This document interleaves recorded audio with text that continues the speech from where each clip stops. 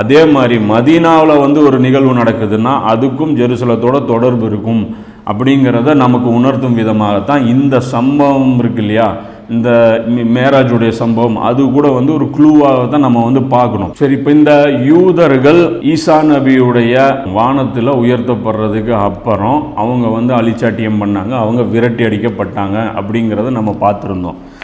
இப்படி போன யூதர்கள் பார்த்தீங்கன்னா உலகத்தில் பல்வேறு நாடுகளில் இன்னைக்கு 113 நாடுகளில் அவங்க குடியிருக்கிறதையும் வந்து நம்ம சொல்லியிருந்தோம். அது நீங்கள் விக்கிபீடியாவில் போனீங்கன்னா கூட யூதர்கள் இன்றைக்கி எங்கெங்கே குடியிருக்கிறாங்கங்கிறத நீங்கள் வந்து தெரிஞ்சுக்கலாம்.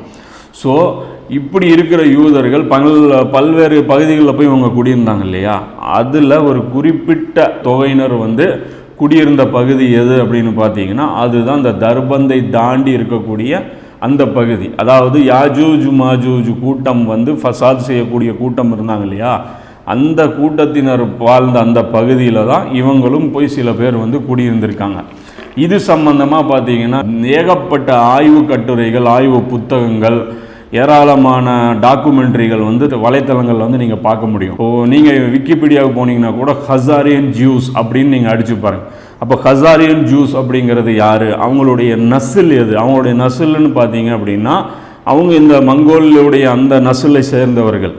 அப்போ அதிலிருந்து வரக்கூடிய ஒரு கிளையினர்கள் தான். அப்போ ஸோ அவங்க யாஜூஜ் மாஜூஜுடைய நசிலை சேர்ந்தவர்கள், அவர்கள் பனி இஸ்ராயல்கள் கிடையாது. காலமாக அதாவது இந்த ஃபிரௌனுக்கு கீழே அடக்குமுறைக்கு ஆளானாங்க இல்லையா, அந்த வகையான பனி இஸ்ராயல்கள் கிடையாது. அவங்க அடங்கி இருக்கிற ஆட்கள் கிடையாது, அவங்க வீரமான ஆட்கள். ஸோ இந்த வரலாறு எல்லாமே நீங்கள் வந்து போனீங்கன்னா அந்த விக்கிபீடியாவிலே போட்டிருப்பாங்க. நோமேட்ஸ் அப்படின்னு போட்டிருப்பாங்க. நோமேட் அப்படின்னா அந்த மாதிரி வந்து நாடோடிகள் அப்படின்னு சொல்லி அதை போட்டிருப்பாங்க. ஸோ அந்த நாடோடிகளைத்தான் குரான் வந்து ஃபசாது செய்யக்கூடிய யாஜூஜ் மாஜூஜ் கூட்டம் அப்படின்னு சொல்லுது. ஸோ ஹசாரியன் ஜூஸை பற்றி நிறைய டாக்குமெண்ட்ரி இருக்குது. இன்றைக்கி இஸ்ரேலில் இருக்காங்க இல்லையா, அவர்களை பற்றியும் கூட நிறைய வந்து டிஎன்ஏ சம்மந்தப்பட்ட ரிசர்ச் எடுக்கிறாங்க. இப்போ இந்த மரபணு எடுத்து இந்த மரபணுவுக்கு சொந்தக்காரன் எந்த இதில் இருந்து, இப்போ உதாரணத்துக்கு ஒரு நீக்ரோ இருக்கிறார்னு வச்சுங்க, அவருடைய மரபணுவை எடுத்து நீங்கள் சோதித்து பார்த்தீங்க அப்படின்னா எல்லா நீக்ரோவுக்கும் கிட்டத்தட்ட அது ஒரு ஒத்து போகிற லெவலில் இருக்கும். அதே மாதிரி வெள்ளையர்களுடைய மரபணுக்கள்லாம் ஒரு மாதிரியாக இருக்கும். ஏசியா நாம் இருக்கிறோம் இல்லை, ஏசியன்னு நம்முடைய மரபணுக்கள் வந்து வேறு மாதிரி இருக்கும்.